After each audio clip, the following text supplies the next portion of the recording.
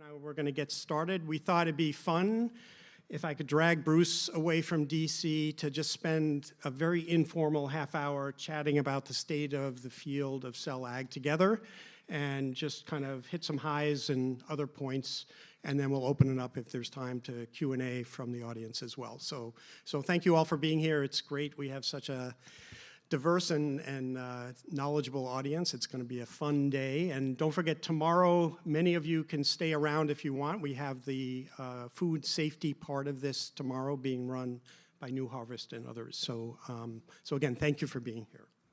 I want to start by saying I didn't know that we started with a comedy routine. In the event that this is actually the end of your brief tenure, you definitely have an alternative career, President Kumar. Great. So Bruce, as you know, we're going to do this very informally. So I thought we could start it off with a very generic question. Just what's your sense? Because you were here last year. A year ago, we had our first symposium like this. What's your take on the state of the field of cell ag, alt proteins, et cetera, 1 year later? Where do you feel we are? Where do you think we're going? Where do you think we need to focus? Things like this, maybe as an opening discussion. Yeah, thanks, David. I would like to just start by saying how incredibly honored I am to be here. I think President Kumar did a really nice job of laying out just the degree to which you have been so instrumental, and Tufts has been so instrumental in the success of this field. I was blown away last year by just the quality of the conversations, and just super honored to be opening this with you. And as I said when we were preparing, I should be interviewing you rather than the reverse. So we definitely do want to make this a conversation. I think on the positive side, with regard to alternative proteins and cellular agriculture being a part of that, one of the things I noticed, I was at COP, which is the big climate conference in Dubai. Alternative proteins were really on the agenda in a big way. Two major reports were released at COP. And over the Christmas break, I was putting together like sort of a list of third-party validations of alternative proteins. And there are 6 like super powerful third-party validations of what it is that we're trying to accomplish and exactly what President Kumar was saying about the possibility of alternative proteins to solve some of these really major challenges. 5 of them came out in 2023. 2 of them came out last month.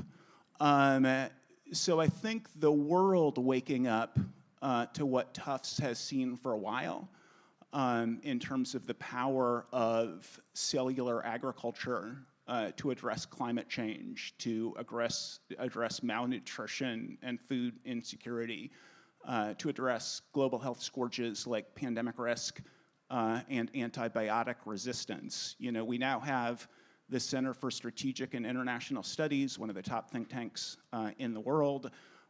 We now have Michael Kremer. There's probably not anybody more authoritative in how to address malnutrition, starvation, food insecurity than Michael Kremer. Released a report talking about alternative proteins and the need for governments to invest so that we can address these issues. The UN Environment Program released an 83-page report on alternative proteins. Again, global health, biodiversity, climate change, et cetera. The climate mitigation benefits peer review article from USAID and CGIAR, which is the Bill Gates funded global development focused network of 9,000 scientists publishing in Nature. The climate benefits of a 50% shift would be 4 times as great as grounding every airplane on the planet in peer review. So like all of this sort of validation, I think the next step is going to be the government funding that we need so that Tufts isn't kind of all by yourself with the minor in cellular agriculture. We need a lot more. We need a lot more of what you have been doing here all over the world, and I think we're about to see that. On the flip side, which people who are in sort of the VC world, the flip side is that plant-based is struggling, investing is struggling. And one of the things, I mean, people, I think people really do want innovation to happen faster than innovation happens. Cultivated meat is an example. The total public and private sector investment in cultivated meat in all of human history is $2.9 billion. That's less than one EV battery factory. So people, like you'll see articles and they'll say investors are flooding cultivated meat. Bill Gates has invested 100 companies, and across every single company, plus all of the government investment, it's less than one EV battery factory. We've only just gotten started, and I think we're about to see a lot more government support and policy support, and I think we're really on the moving towards something awesome. I'll try to make my other answer shorter. No, I would also love. I mean, I'd be. We had this conversation, before this, and I would love to hear your answer to that question and all the things we're going to be discussing. A couple of perspectives, I guess, then over the last year. I mean, everyone knows the economic downturn has impacted the companies and a lot of the funding, et cetera. I don't think that's going away short term, but as many of you know me well, I'm an eternal optimist. I think it's only a short-term downturn, and I think things will progress well. I think I see some sort of adjustment in what's going on in industry. I think that's not a bad thing, to sort of 3 steps forward, 2 steps back, readjustment, and then go forward. And I think the field is primed to continue to grow in a slow and steady pace, and I think that's a good thing moving forward. I always say the same thing I said last year. This field is only going to grow. There's no other option because it is the best option. And number 2, you can see the ground roots being driven by all the students. And I see it here, and I hear it at other universities, whether it's the alt protein clubs that GFI supports throughout the U.S. The students involved are just so passionate about this, and they can come at it, whether it's from food and supplying food around the world, whether it's animal welfare, whether it's the overall environmental sustainability perspective. I mean, there's so many drivers. So I am an optimist because it's being driven by students at all levels, and that's only growing and doesn't go away whether we're in a downturn economically or not. The other thing I've seen, and some of the companies here can speak to this, there's a lot more attention being paid to hybrid products as a short-term solution than just trying to make all cell-based or the trials of the plant-based, as you mentioned, Bruce. So I think we'll see more of these hybrid approaches as a shorter-term, more economically viable path maybe to get us to where we all need to go. Eventually, we're going to need all of it. We're going to need every kind of alt protein, every kind of plant-based, and obviously the cell-based for nutrition and quality and so on. So yeah, I'm very optimistic. We'll see how things evolve. So let me bounce the ball back to you. One thing I think many here would love to hear about is how do we bridge the current gap, meaning we're at a place where things have regressed a little bit. How do we get through this next window of time in a sustainable way that continues to grow the field but does it at a growth rate that's reasonable within where the economic situation is, funding is, and so on? Do you see any lights at the end of the tunnel kind of thing? Yeah, I mean, I guess I continue, as the first thing I said indicated, I continue to see mostly light. I continue to see year by year. I mean, if you're looking at what has worked for renewable energy, if you're looking at what has worked for electric vehicles, if you're looking at sort of the trajectory that gets you from one technology to an entire different technology, a brief lull in venture capital investment is not even a blip on the overall trajectory that gets you from 0 to 100. So I'm not really worried about that blip. I mean, there are some things that caused that blip that I think we need to address. On the plant-based side, kind of what happened was we had Impossible, we had Beyond. They were both really focused on replicating the meat experience using plants. Then suddenly you had dozens of other companies, and if you're a venture capital investor, you know that every one of them had a slide that said, we're the next Impossible Foods. and every one of them also had a slide that said we're going to have products next year. Pat Brown is one of the foremost scientists in the world. It took him $200 million in 5 years to have a product. If you think you're going to sort of squish some proteins together, figure out some sort of culinary answer and have a product next year with basically no science investment, you're not the next Impossible. You're the next Garden Burger, and you're competing for the consumer dollars of vegetarians and vegans, not for the consumer dollars of meat eaters.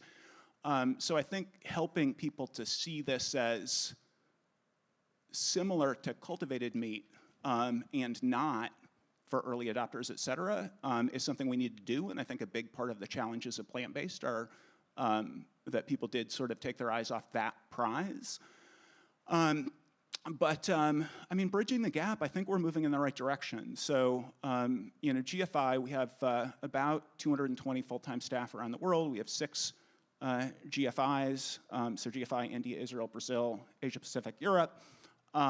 And every place that we operate, what we see our role as is scientific ecosystem building.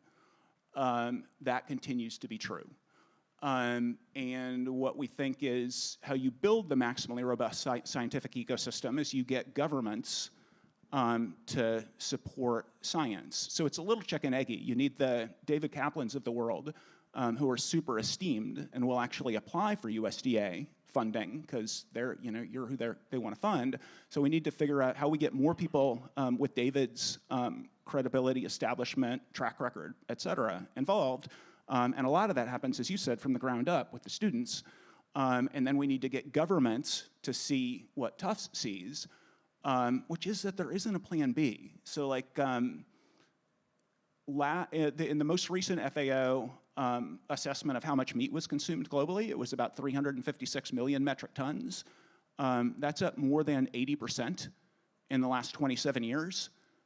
We have 27 years until we're at 2050. It's going to be up something like 50 to 100% by 2050. The scientific consensus is that if it goes up at all, Paris Climate Agreement goals are impossible. And the conversation I keep having with people at COP is, what are you seeing in food solutions that is even attempting to decrease meat consumption globally? There is A, convince people to eat less meat, and B, alternative proteins. So I'll challenge people here, think about it. Anything else that you're aware of? These are the 2 options. Eat less meat is what we have been advocating for 50 plus years, and I think it's great. But meat consumption is skyrocketing even as people are advocating for eating less meat. So we really do need the policy, the science, and that is what is going to allow us to continue to make progress. And it's just amazing to see you and Tufts leading on this, and the rest of the world is beginning to catch up. And I think we need to just keep doubling down on more and more science and more advocacy to governments to move in this direction. And GFI is seeing our scientists are integrated in all 6 areas of the world that we operate with government scientists.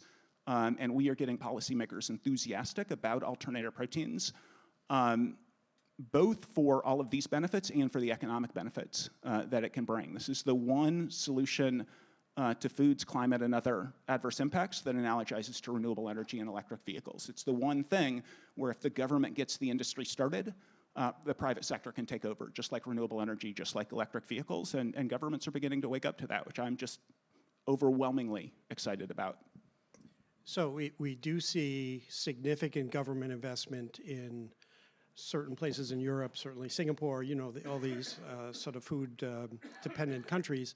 How do we get the U.S. government, like a Biden or whoever it's going to be, initiative at I always say to some in the group, like a Manhattan Project for food of the future. How do we get there? What are the steps? What can we all do? What's our marching orders when we leave here to make a difference? Because I think we're all, I don't want to speak for everyone. I think we're motivated to do this. Sometimes many of us don't know what to do, right? I'm happy to do our science. I'm happy to get our students involved, but I think there's always more we could do. So suggestions for all of us would be great. So we have a shopping list when we leave today, if you have some thoughts. And if only there were somebody in the room On behalf of the Biden administration.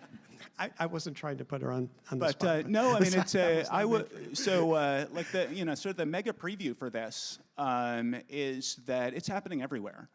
In India, the Ministry of Science has a Department of Biotechnology, and they have pulled together 4 working groups. GFI science team in India is on all 4 working groups. India produces 60% of the world's vaccines. Prime Minister Modi wants to be the advanced chips for AI supplier to the world. We're leaning in on the idea of, okay, India produces 60% of the world's vaccines. What does it look like for India to play an outside role in alternative proteins? And what would it look like for India to have that same philosophy where advanced chips for AI is concerned about alternative proteins? And that Center for Strategic and International Studies report, it's 4,900 words. It's stronger than if GFI had written it. And one of the things they say is the economic opportunity here, which is also a national security issue, is such that the US government should be prioritizing support for alternative proteins in the same way it prioritizes support for clean energy transition, the biopharma industry, and advanced chips for artificial intelligence. So leaning into that as a concept in India is really a sort of, we hope, winning strategy. It's moving in the right direction. There are similar stories to be told about Brazil, about the European Commission, about the UK, about China, about Singapore. So Singapore and Israel were the original leaders because they have food security issues. But the rest of the world is waking up to both the benefits that most of us in this room care about, but also the multi-trillion-dollar opportunity, the tens of millions of jobs. And I think we need, I mean, if people who are scientists, like probably the best thing you can do, there's, I love the concept that if you are one unit of activity in something that you're really excited about, and that's awesome, and if you're in this room, you're probably at least one unit of activity in alternative proteins. Through advocacy, you can become thousands of units of activity. So that's what I love so much about Amy's Alternative Protein Project. We have 53 chapters. And those chapters are focused on getting the students who care about this to find more David Kaplans and say, hey, do you know that you can save the world through your tissue engineering expertise, your chemical engineering expertise, your biomanufacturing expertise? So everybody who is a scientist just has overwhelming opportunities to raise this issue with other scientists who have the right skill set but don't currently know about alternative proteins as an option. So that's huge. And then also lobbying is also huge. So we have a lot of members of Congress. This is bipartisan, which is exciting. The back of our main leave behind for members of Congress quotes Donald Trump's Secretary of Agriculture talking about alternative proteins. And it's not because of the climate benefits, it's because of the economic opportunity. But everybody in here, you just have, the government wants to fund scientists who they are used to funding. So getting the sort of top tissue engineers, the top plant biologists, the top mechanical engineers to understand how their skill set can be applied to this is just a colossal coup. Great. And I've seen it myself. I see colleagues around the country and around the world more and more getting involved, which wasn't happening 3 or 5 years ago. So I think the momentum is there. It's slow and steady, and funding needs to be coming with it. But I think it's about to take off. Yeah, good. I know.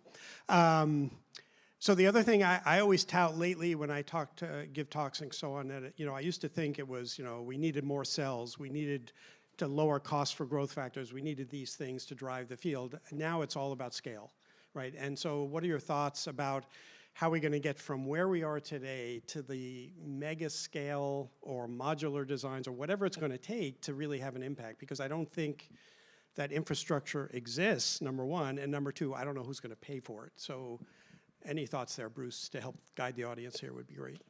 Yeah, I want to take a step back and hear you speak a little bit more about that premise, because that's very exciting to me that that's what you think. One of my favorite sort of David Kaplan stories is, I know Dave Humbert is here. I'm super excited to hear that panel.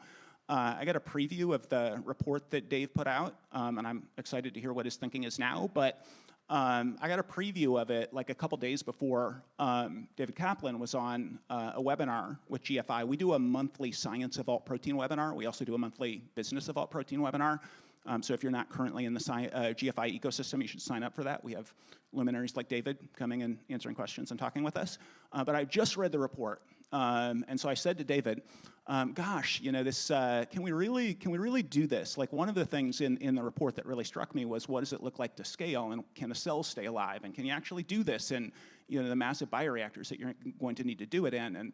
And Professor Kaplan, David, just knocked the question out of the park and made me feel so much better. So I want to hear your, it's just about scale.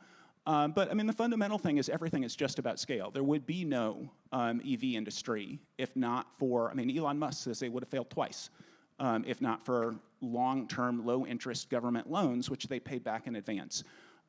There is no solar industry, there is no EV industry, there is no biopharma industry, if not for governments helping the companies that can't qualify for standard bank loans, giving them long-term, low-interest loans. So when Ezra Klein, like 4 years ago, I think now, wrote an article saying the government should go all in on this, and one of the things he quotes me saying is, it's going to take forever if we leave this to the tender mercies of the private sector.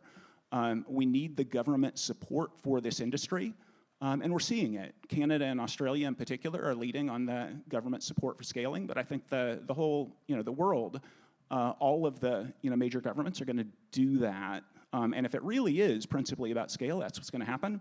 I would have thought it was still a lot about science. When we look at like the techno-economic analyses that GFI and others are putting out, or look at the Humber paper, it does seem like we have some scientific challenges around cell culture media on the cultivated meat side and others, but that might be the predominant one. And also scientific challenges like, you don't just need the money for scaling, you also need the science to figure out what it looks like to grow cells in 100,000 liter bioreactors. So I'd love to hear you say a little bit more about that premise.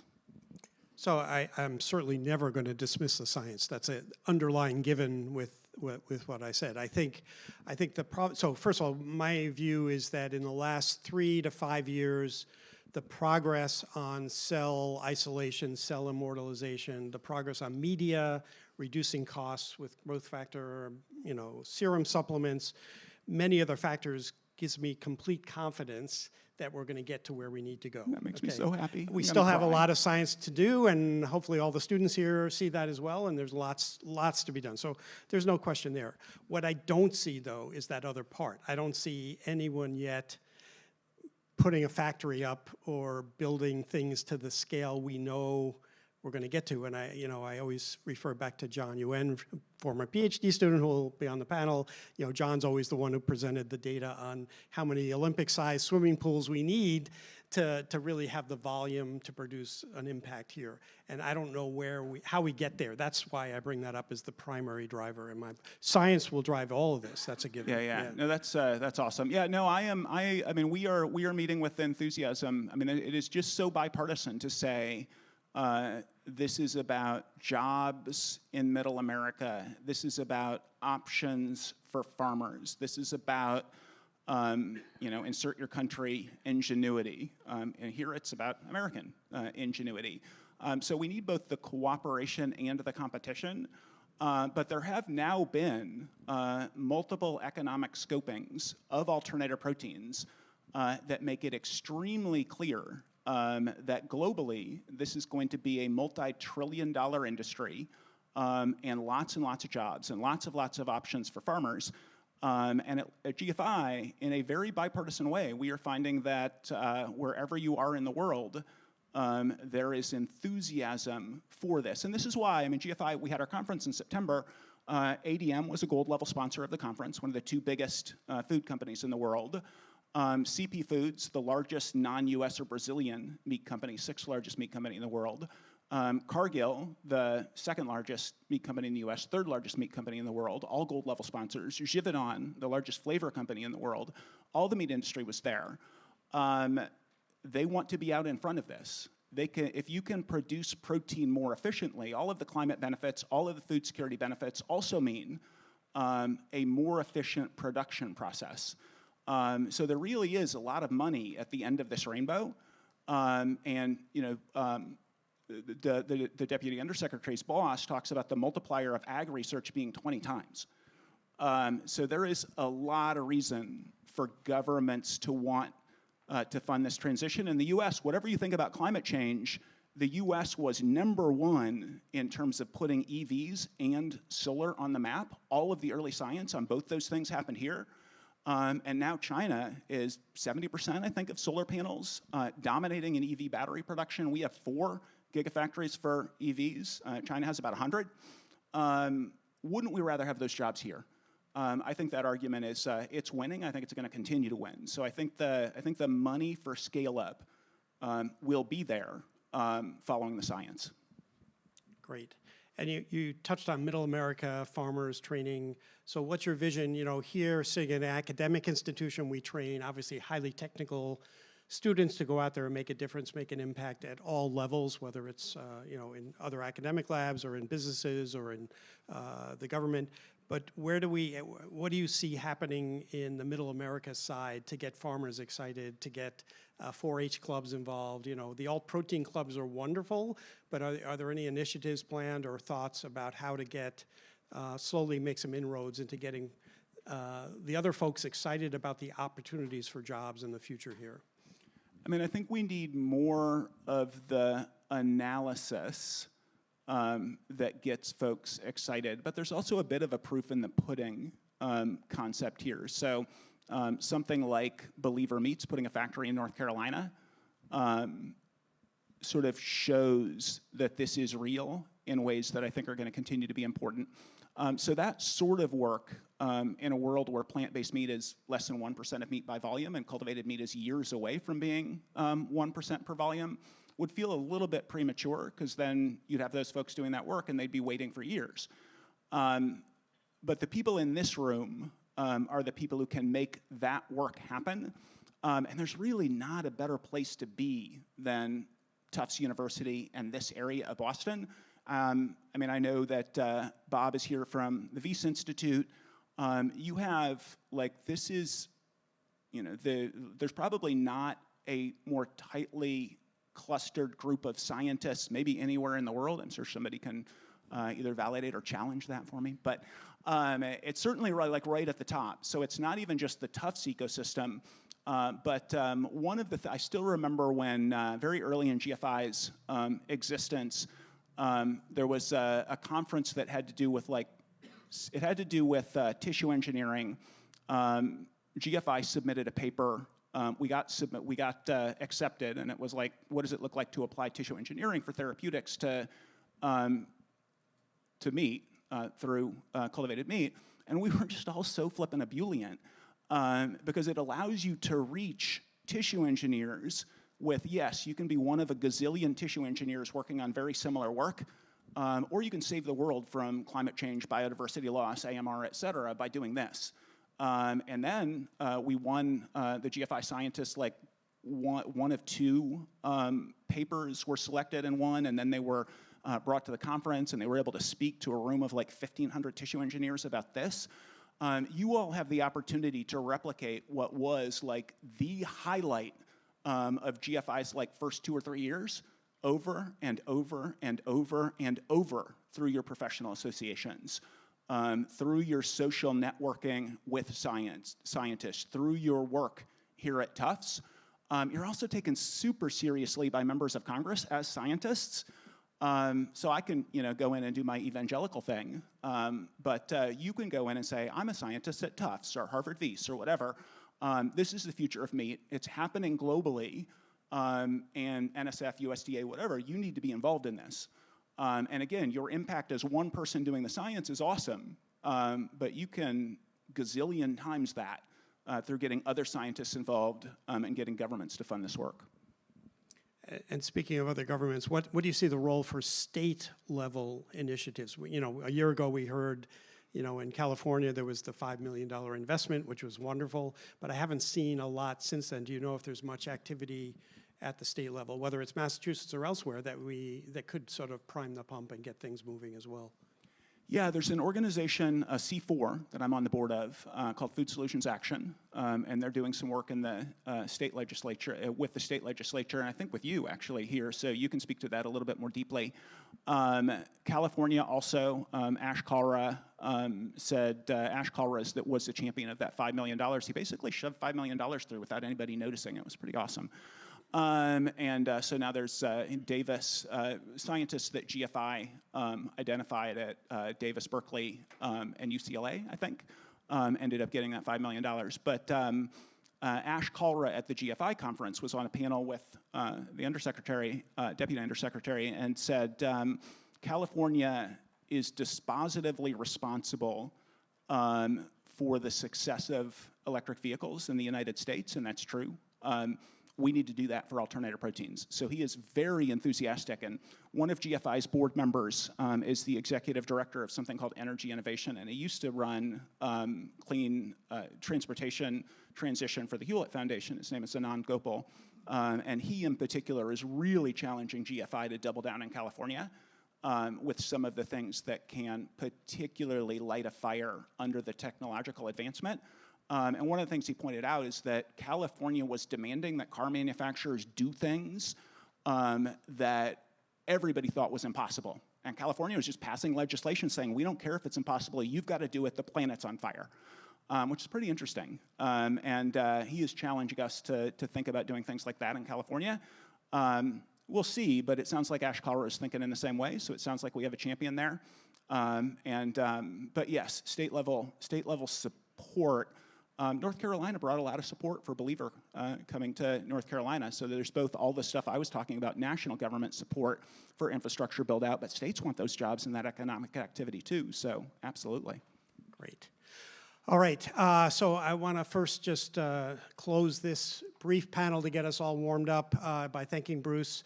Obviously, Bruce is really imperative to the field as the lead for GFI. What they're doing worldwide is just incredible. His staff and people, if you haven't talked to them, met them, interacted with them, they are just a remarkable band that all sing to the same choir. So I feel very, very fortunate when I work with them. So reach out to them, get involved with them, whether it's a student level, company level, it doesn't matter. You know that. Bruce, thank you for spending the time with us. It's really a privilege, and thank you. Such an honor, David. Okay, thank you. Thank you. Thanks to all of you.